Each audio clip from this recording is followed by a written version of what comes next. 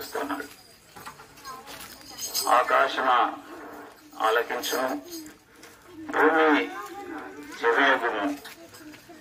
నేను పిల్లలను నా మీద తిరగబడి ఉన్నారని దేవాది దేవుడు మాట్లాడుతూ వస్తున్నాడు.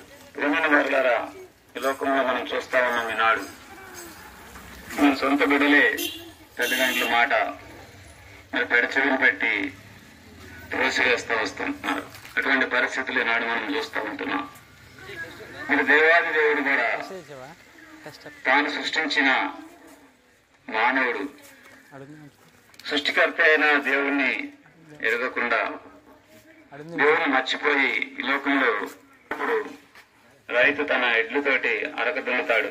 సాయంత్రం అవగానే ఆ అరక తోలుకొని పోతున్నప్పుడు కొన్ని సందర్భాల్లో రైతు లేనప్పటికీ అవి చక్కగా దారి వెంబడి ఇంటికి వెళ్ళిపోతా ఉంటాయి. అనగా ఒక ఎద్దు తన యజమాని మెరుగుతూ ఉంటది, యజమాని ఇల్లును గుర్తుపెట్టుకుంటూ ఉంటది. పశువులు మరి యజమాని లోబడి పనిచేస్తూ ఉంటున్నాయి. అయితే మానవుడు తన సృష్టికర్తను మర్చిపోయాడని దేవుడు మాట్లాడుతూ వస్తూ ఉంటున్నాడు. ప్రియమైన వారులారా, కారణం ఏంటంటే మానవునికి పాపం అనేది అడ్డుగోడుగా ఉంటూ వస్తూ ఉంటుంది. మానవులు ఉన్న పాపాన్ని బట్టి, అవిధేయతను బట్టి దేవుడు ఎంతగానో మరి బాధపడతా ఉంటున్నాడు. అతిక్రమలను దాచిపెట్టివాడు వర్ధిల్లుడు, వాటిని ఒప్పుకొని విడిచిపెట్టివాడు కనికరం పొందునని దేవుడు మాట్లాడుతూ ఉంటున్నాడు. మానవులున్న చెడు మార్గాన్ని విడిచిపెట్టాలని, చెడుతనాన్ని విడిచిపెట్టాలని, పాప సంబంధమైన క్రియలను విడిచిపెట్టాలని దేవుడు కోరుకుంటూ వస్తూ ఉంటున్నాడు. దుష్టుడు మరణం ఉండటం వలన నాకేమాత్రం కూడా సంతోషం కలగదు, వారు తమ ప్రవర్తనను చెడు మార్గాలను దిద్దుకోవడం ద్వారా నేను సంతోషించేవాడుగా ఉంటున్నాడని దేవుడు మాట్లాడుతూ ఉంటున్నాడు. కనుక పాపమును బట్టి, అవిధేయతను బట్టి మానవునికి దేవునికి మధ్య వివాదం ఏర్పడుతుంది. అందుకని దేవుడు అంటున్నాడు కదా, రండి వివాదం తీర్చుకుందామంటున్నాడు. మీరెంత పాపంలో ఉన్నప్పటికీ, ఎంత దేవునికి అవిధేయులుగా జీవిస్తున్నప్పటికీ దేవుడు అంటున్నాడు, రండి మన వివాదము తీర్చుకుందామంటున్నాడు. లోబడినోళ్ళని ప్రజల వైపు దినమెల్లా కూడా ఆయన చేతులు చాపుతూ ఉన్నాడు. నా ప్రజలారా, నా ఇద్దరికి వచ్చినట్లయితే నేను స్వీకరిస్తానంటున్నాడు. మీ చెడు తలంపులను, మీ మార్గాలను విడిచి మీరు నా వైపు తిరిగినట్లయితే నేను కూడా మీ వైపు తిరుగుతాను, నేను ప్రేమిస్తానంటున్నాడు. ప్రేమిన వారులారా, మానవుని చూసినప్పుడు అధికారులు మొదలుకొని తల వరకు కూడా మానవుల్లో కొంచెమైనా కూడా మరి మంచితనం అనేది లేదు, నీతి అనేది లేదని దేవుడు గమనిస్తూ వచ్చినాడు. అందుకని మానవుని ప్రేమించి వెతికి రక్షించటానికి ఆ దేవాది దేవుడే, సృష్టికర్త అయిన దేవుడే పరలోకం నుంచి భూలోకానికి నరుడుగా దిగి వచ్చినాడు. ఆయనే ప్రభువైన యేసుక్రీస్తు వారు. యేసు అనగా రక్షకుడు. తన ప్రజలను వారి పాపం నుండి విమోచించడానికి, రక్షించటానికి ఆయన సృష్టికర్త అయిన దేవుడిగా ఉండి లోకానికి నరుడుగా దిగి వచ్చినాడు. పరలోకంలో సింహాసనం మీద ఆసీనుడైన దేవుడిగా ఉంటున్నాడు. కోటాను కోట్ల దూతలతోటి ఆయన పరిశుద్ధుడు, పరిశుద్ధులని స్తుతింపబడుతూ ఉన్నప్పటికీ సమస్త మానవాళి లోకంలో పాపంలోనూ శాపంలోనూ జీవిస్తూ నిత్య నాశనానికి అనగా నరక శిక్షకు పాత్రలుగా ఉండటం దేవుడు ఇష్టపడిన వాడై వారిని ప్రేమించి వారిని తిరిగి తన కుమారులుగా, కుమార్తెలుగా స్వీకరించడానికి, వారి పాపం నుంచి వారిని విమోచించడానికి ఆయన లోకానికి నరుడుగా దిగి వచ్చినాడు. ప్రియమైన వారులారా, మానవుడు తన తల ద్వారా చేసిన చెడు ఆలోచనను బట్టి యేసు ప్రభువు వారి యొక్క తలపై ముళ్ళ కిరీటం ఉంచబడింది. తన దుష్ట మార్గాలలో మానవుడు నడిచిన విధానాన్ని బట్టి యేసు ప్రభువు వారి యొక్క పాదములలో మేకులు కొట్టబడుతూ వచ్చాయి. చేతుల ద్వారా చేసిన పాప సంబంధమైన క్రియలను బట్టి యేసు ప్రభువు వారి యొక్క చేతుల్లో మేకులు గుచ్చబడుతూ ఉన్నాయి. మానవుని యొక్క హృదయంలో రహస్య పాపాలను దాచుకుని ఉంటాన్ని బట్టి యేసుప్రభు వారి యొక్క ప్రక్కలో బళ్ళెపోటు గొడవబడుతూ వచ్చింది. అవును ప్రియమైన వారలారా, ఆయన శరీరం అంతా కూడా కొరడా దెబ్బలతోటి నాగటి చాలా వలె తినబడుతూ వచ్చింది. ఆయన పాపము లేని దేవుడు, పాపము చేయలేదు. అయినప్పటికీ అన్యాయపు తీర్పు పొందిన వాడై సిలువకు అప్పగించబడుతూ వచ్చినాడు. సిలువలో ఆఖరి రక్తబొట్టు వరకు చిందించినాడు. ఆయన మరణించినాడు. మరణాన్ని జయించి తిరిగి 3వ దినం లేచినాడు. ఆయన అంటున్నాడు కదా, నా నామమును విశ్వాసం ఇచ్చినట్లయితే మిమ్మల్ని నా కుమారులుగా కుమార్తెలుగా స్వీకరిస్తానంటున్నాడు. ప్రియమైన వారలారా, ఈనాడు మనం పరిస్థితులు చూస్తా ఉంటున్నాం. లోకంలో ఎన్నో ఘోర సంఘటనలు జరుగుతూ ఉంటున్నాయి. భారీ వర్షాలకి అనేక ప్రాంతాల్లో మరి కొండ చీరలు విరిగి ప్రజలు చనిపోతా ఉంటున్నారు. అనేక ప్రమాదాల్లో చనిపోతా వస్తున్నారు. కనుక మానవుని యొక్క ఆయుష్ మరి ఏ రీతిగా ఉంటుందో ఎవరు చెప్పలేని పరిస్థితి. ఒక గడ్డి పువ్వు ఉదయకాలం పచ్చగా ఉండి సాయంత్రానికి ఏ రీతిగా వాడిపోతుందో, మరి ఆవిరి ఏ రీతిగా కనబడకుండా పోతా ఉందో, మానవుని యొక్క పరిస్థితి అలా ఉన్నది. ఉదయం పూట లేదా మన పరిచయస్తులు కొంతమంది మనం చూస్తూ ఉన్నప్పుడు ఈ లోకంలో కనబడిన వారుగా ఉంటున్నారు. అటువంటి మరి దినాల్లో మనం ఉంటుండగా యేసుప్రభు వారు అంటున్నాడు కదా, నేను త్వరగా వస్తుంటున్నాడు. ప్రియమైన వారుల యేసుప్రభు వారు తిరిగి 2వసారి రాబోతా ఉంటున్నాడు. ఆయన అంటున్నాడు కదా, నా నామమును విశ్వాసం ఇచ్చినట్లయితే, అనగా యేసు ప్రభు అని నీ నోటితో ఒప్పుకొని దేవుడు ఆయన మృతుల్లో నుండి లేపునని నీ హృదయం విశ్వసించినట్లయితే నువ్వు రక్షించబడతావు. ఈ లోకంలో మనం మరణించినట్లయితే కనుక ఒక దినం తీర్పులో నిలబడవలసినవారుగా ఉంటున్నాం. అవును, నరకము శిక్ష యొక్క అగ్నిగుండం మానవుని కొరకు ఎదురు చూస్తూ ఉంటుంది. ఆ యొక్క అగ్నిగుండంలో మానవుని యొక్క ఆత్మ యుగయుగములు కాలుతూ ఉంటుంది. ఆ యొక్క నరక శిక్షకి మరి నేను వెళ్ళకూడదని యేసుప్రభు వారు తన అమూల్యమైన పరిశుద్ధమైన రక్తాన్ని కలువరి శిలువలో చిందిస్తున్నాడు. ఆయన రక్తం ద్వారా మానవుని యొక్క పాపములకు విమోచన జరుగుతుంది. ప్రభువైన యేసు నామమును విశ్వాసమించును, అప్పుడు మీరును మీ ఇంటి వారును గొప్ప ఆత్మరక్షణ పొందుతారు. మీ కొరకు ప్రార్థన చేస్తాం.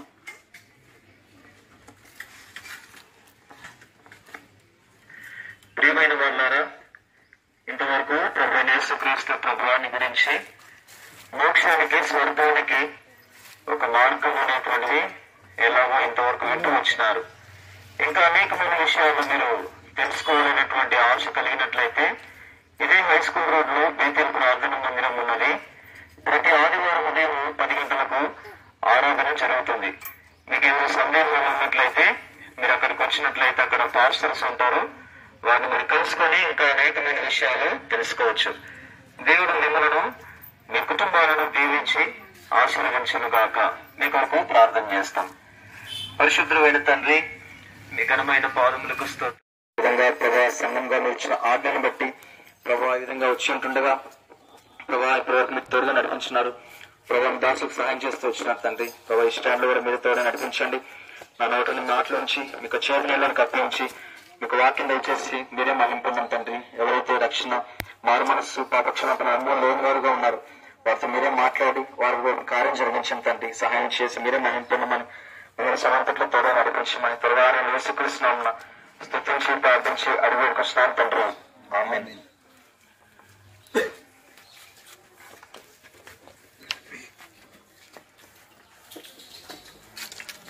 మా ప్రియులారా, ప్రభువైన యేసుక్రీస్తు వారి యొక్క శ్రేష్టమైన నామంలో మీకందరికీ వందనములు తెలియజేస్తున్నాము.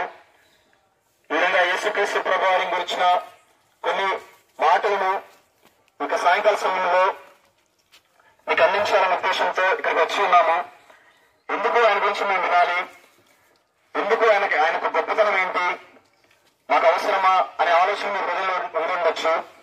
అయితే ఈ భూమి మీద మానవుని యొక్క కాలము అంటే మానవుడు జన్మించి మానవుడు నివసిస్తున్న కాలం ఎన్ని సంవత్సరాలు అంటే శాస్త్రవేత్తల యొక్క అంచనా ప్రకారము 6,000 సంవత్సరాలు.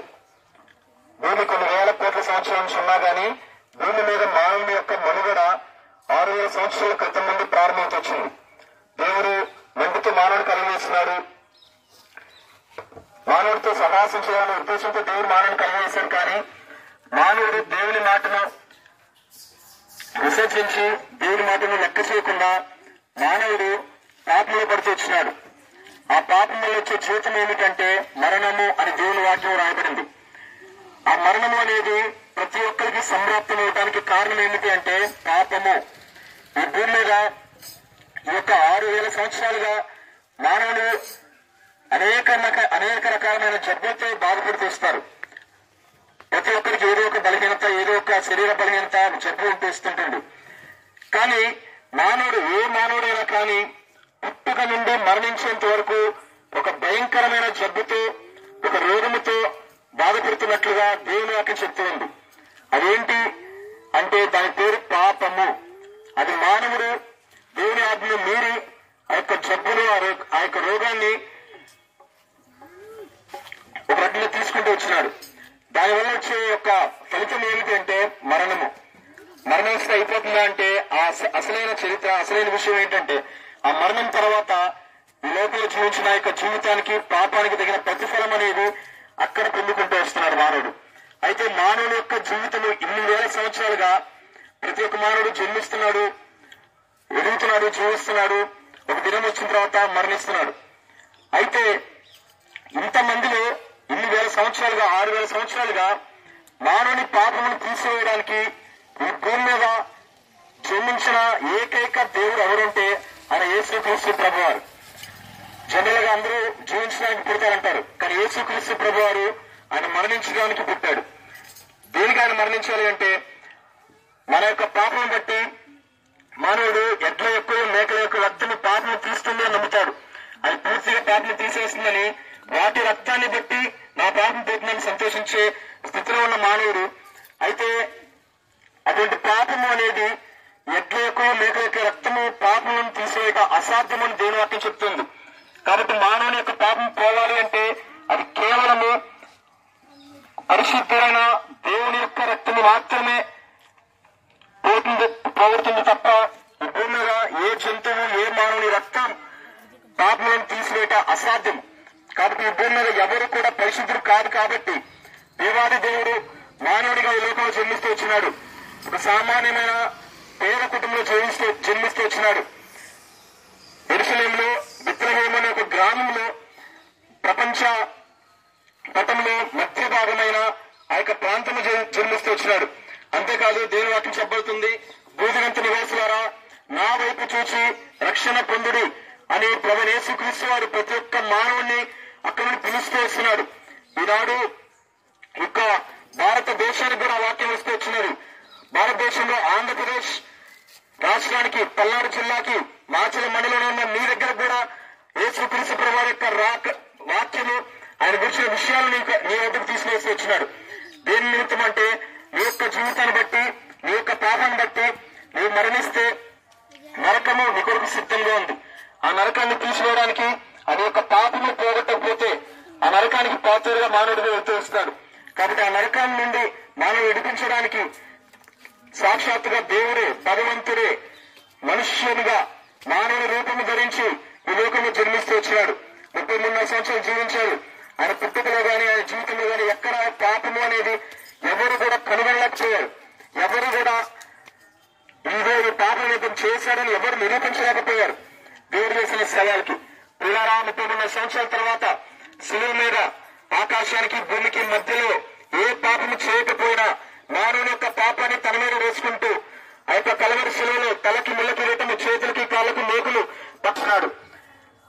ఒకవేళ ఆయన కూడా మనలాగే మరణిస్తే, ఆయన రక్తం చిందించబడకపోతే నీవు, నేను కూడా ఈ భూమిలో జన్మించే ప్రతి ఒక్క మానవుడు కూడా నరకానికి వెళ్ళవలసిన స్థితిలో ఉన్నటువంటి జీవితం. అయితే దేవుడు కరుణాసంతుడు, కృపామయుడైన దేవుడు, ప్రేమ కలిగిన దేవుడు నీ కొరకు, నా కొరకు ప్రత్యామ్నాయంగా ఆయన పరమతో వచ్చినాడు. దేవుడు గొప్ప రక్షణను మానవుడు కలిగేస్తున్నాడు. ఇలా 1947 ఆగస్టు 15వ తారీఖున మనకు స్వాతంత్రం వచ్చిందని ప్రతి సంవత్సరం కూడా ఎంతో సంతోషంగా భారతదేశంలో ప్రతి ఒక్క పౌరుడు కూడా ఎంతో సంతోషిస్తూ వచ్చినాడు. దేనికి ఆ స్వాతంత్రం అంటే బ్రిటిష్ వాళ్ళ దగ్గర నుండి మన దేశం విముక్తి పొందింది, కాబట్టి మనందరం స్వేచ్ఛగా ఉన్నాము అనే సంతోషానికి గుర్తుగా ప్రతిదినం ఆగస్టు 15న స్వాతంత్ర దినోత్సవాన్ని జరుపుకుంటూ వస్తున్నారు. అయితే అది దేశానికి సంబంధించింది, అది సంతోషించడం ఎంతో ఉత్తమం. అయితే ఇది మీకు సంబంధించింది. ఈ భూమి మీద ఒక దేశానికో, ఒక కులానికో, మతానికో, ఒక ప్రాంతానికో సంబంధించింది కాదు. ఈ భూమి ఏదో దానం చేయాల్సిన పని లేదు. కేవలం మీ నిర్ణ స్థలంలో ప్రభువా నేను పాపిని, నాకు పాపం రక్తంలో కడుగు, నన్ను బిడ్డగా చేసుకో అని నేను ఆయన కొరకు నీ హృదయాన్ని అర్పిస్తే ఆయన నీ హృదయంలోకి వస్తాడు, నీతో సహవాసం చేస్తాడు.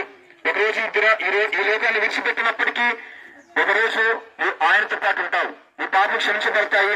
పాపం అనేది మానవుని ఎంతో కృంగదీస్తుంది, ఎంతో భయంకరమైన స్థితిలోకి ఈడ్చుకునే ప్రేమ కలిగిన వాడైతే ఎందుకు మానవుని నరకంలో వేయాలి?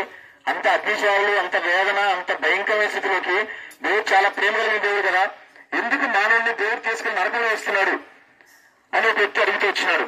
దానికి సమాధానం ఏంటంటే, దేవుడు మానవుని కొరకు నరకాన్ని సిద్ధం చేయలేదు. దేవుడు మానవుని నరకం కోరుకు తీసుకుని వెళ్ళట్లేదు.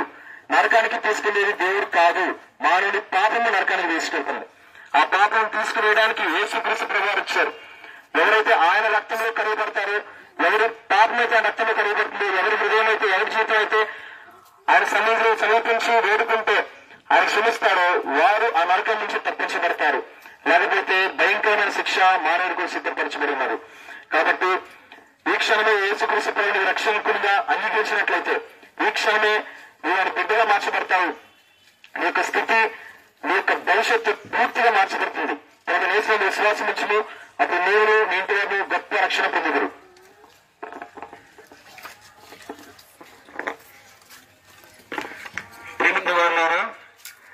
ఇంతవరకు ప్రభు యేసుక్రీస్తు ప్రభువాన్ని గురించి, ఆ భయంకరమైన నరకం నుండి తప్పించబోటకై ఒక మార్గము ఎవరు యేసు ప్రభు అనేటువంటి విషయాన్ని మనం తెలుసుకున్నాం. ఇంకా అనేకమైన విషయాలు మీరు తెలుసుకోవాలని ఆశ కలిగినట్లయితే హై స్కూల్ రోడ్ లో బేతేలు ప్రార్థన మందిరం ఉంది. ప్రతి ఆదివారము ఉదయం 10 గంటలకు ఆరాధన జరుగుతుంది. మీరు అక్కడికి వచ్చినట్లయితే ఇంకా అనేకమైన విషయాలు తెలుసుకోవచ్చు. దేవుడు మిమ్మల్ని, మీ కుటుంబాలను దీవించి ఆశీర్వదించిన గాక. మీ కొరకు ప్రార్థన చేస్తాం. ఆ ఎద్దుకు రండి, మీకు విశ్రాంతి కలుగు చేస్తాను అని ప్రభువుని యేసుక్రీస్తు ప్రభువారు ఆయన సెలవిస్తూ వచ్చినాడు. మానవుడు మరి ఎటువంటి పాప భారమును మోసుకొని పోచున్నాడు. ఈ పాప భారమును మోసుకొని పోవుట చేత మానవుని యొక్క జీవితంలో ఆ పాపం అనేటువంటిది బరువుగా ఉన్నది. అందుకని మానవ జీవితంలో శాంతి లేదు, సమాధానం లేదు, సంతోషం లేదు, ఆనందము లేదు, నెమ్మది లేనటువంటి జీవితంతో మానవుడు భారభరితమైన జీవితంతో కొనసాగించబడుతూ ఉన్నాడు. ఎంతో ప్రయాసపడుతున్నాడు. పాప భారమును మానవుడు చేయని ప్రయత్నాలు లేవు. మరి తన యొక్క పాపమును బట్టి, దోషములను బట్టి, అతిక్రమములను బట్టి, శాపగ్రస్తమైన జీవితమును బట్టి మానవుడు ఎంతో భారమును మోసుకొని పోచున్నాడు. కష్టపడిన దానికి జీతం వస్తుంది. వారమంతా కష్టపడిన దానికి వారానికి కూడా జీతం దొరుకుతుంది. నెలంతా కష్టపడిన దానికి నెల అయ్యేసరికి జీతం లభిస్తుంది. ఈ భూమిలో ఉన్న ప్రతి మానవుడికి యేసుక్రీస్తు వారు సువార్తను తీసుకొని మేము ముందుకు వచ్చి ఉన్నాము. ఆయన మాటలు మరి కొన్ని విషయాలు మీతో పంచుకుంటుండగా ఆయన మాటలు కొంచెం లక్ష్య పెట్టమని మనం చేస్తున్నాను. దేవుడు లోకం ఎంతో ప్రేమించెను, కాగా తన అతిథి కుమారుడు విశ్వాసించేవాడు నశించక నిత్య జీవనం పొందినని ఆయన చెప్పును. ఎందుకు ఈ మాట చెప్పడంటే, దేవుడు లోకం ఎంతో ప్రేమించాడు.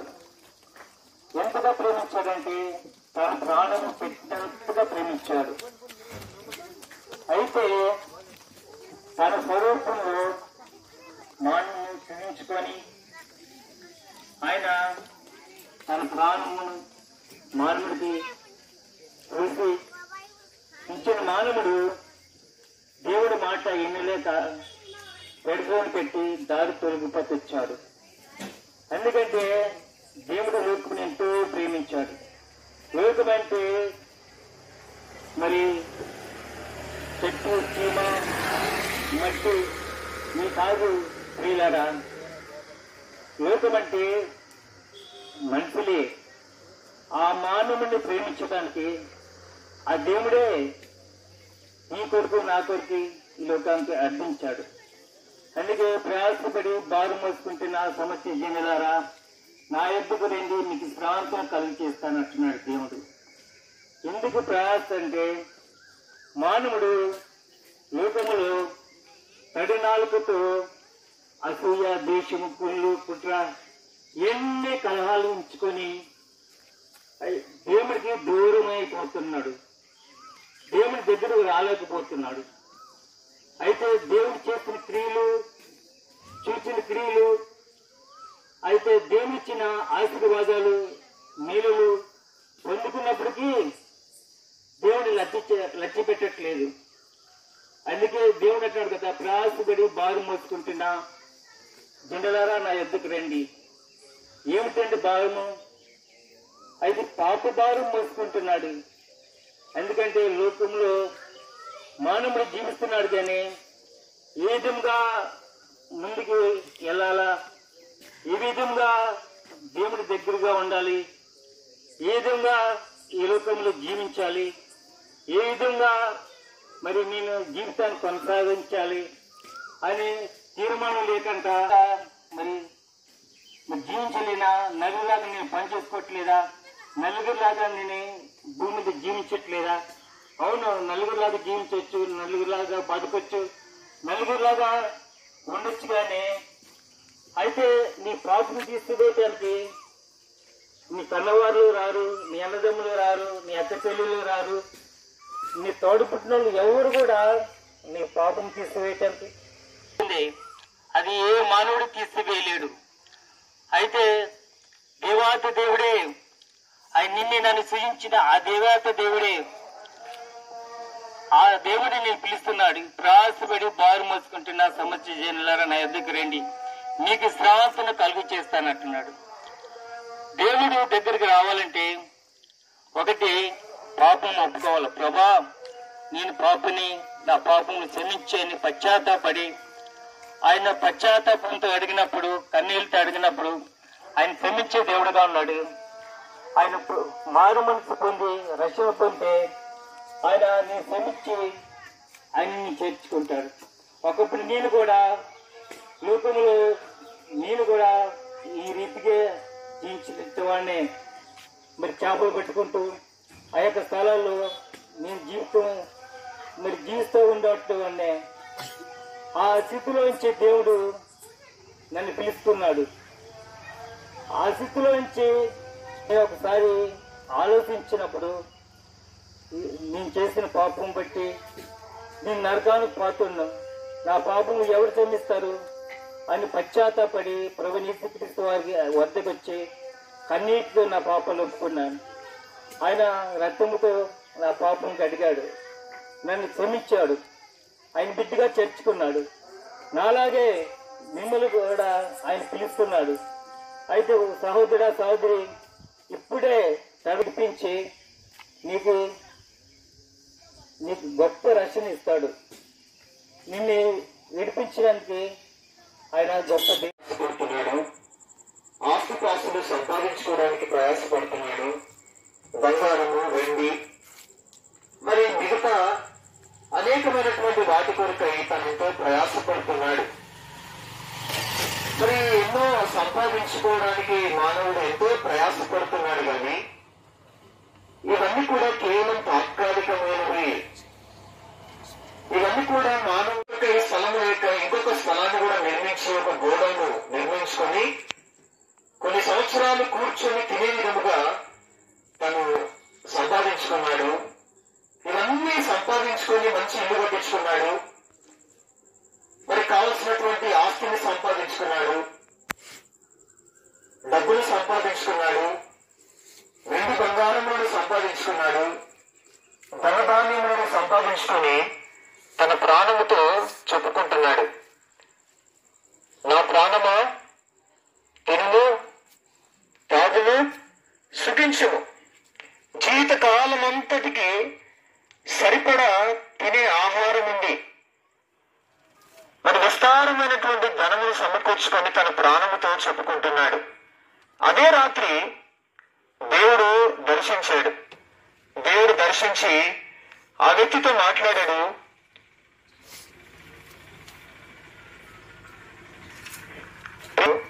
తినుము, త్రాగుము, సుఖించుమని చెప్పుకుంటున్న సమయంలో దేవుడు ఆ వ్యక్తిని దర్శించి అంటున్నాడు, ఈ రాత్రి నీ ప్రాణమును అడుగుచున్నాను. మరి నీవు సంపాదించుకున్నటువంటి యావదాస్తి ఎవరు అవుతాయని సెలవిచ్చినప్పుడు తన దగ్గర సమాధానం లేదు. అవును ప్రియమైన వారలారా, తన ఆత్మను గురించి తాను పట్టించుకోవట్లేడు. తన ఆత్మ చనిపోయిన తర్వాత ఎక్కడికి వెళ్తుందో తాను గ్రహించలేని స్థితిలో ఉన్నాడు. ఈ ప్రపంచమునంతటినీ గెలిచినటువంటి ద గ్రేట్ అలెగ్జాండర్, ఆయన గురించి మనకందరికీ ప్రపంచంలో చిన్న బిడ్డలు మొదలుకొని పెద్దవారి వారికి అందరికీ తెలుసండి. ప్రపంచానంతటిని కూడా గెలిచాడు, రాజ్యములను గెలిచాడు, జనములను గెలిచాడు, వెండి బంగారములను సంపాదించుకున్నాడు, విస్తారమైన ధనధాన్యములు సమకూర్చుకున్నాడు. మరి ఇవన్నీ సంపాదించుకున్న తర్వాత తను చనిపోయే ముందు చేయడం జరిగిందంటే, నేను ఇన్ని దేశాలను జయించాను, ఎన్ని రాజ్యములను జయించాను, ఇన్ని యుద్ధాలు గెలిచాను, ఎవరు నన్ను గెలవలేకపోయారు, విస్తారమైన ధనమును సంపాదించుకున్నాను, నేను చనిపోయేటప్పుడు ఇవేవి కూడా నాతో పాటు తీసుకుని వెళ్ళట్లేను. అందుకే సూచనగా ఆ సమాధిలో నుండి ఆ యొక్క చేతులు పైకొంచి నేనేమి తీసుకొని పోవట్లేను, ఒట్టి చేతులతో ఈ లోకానికి వచ్చాను, ఒట్టి చేతులతోనే ఈ లోకం విడిచిపెట్టి వెళ్ళిపోతున్నానని ఒక పాఠాన్ని ద గ్రేట్ అలెగ్జాండర్ ఆయన ప్రపంచం అంతటికి నేర్పించాడు. కనుక ప్రియమైన వారలారా, ఈ లోకంలో మనము దేని కొరకు ప్రయాసపడుతున్నామో, దేని కొరకు ఇంత కష్టపడుతున్నామో, ఇదే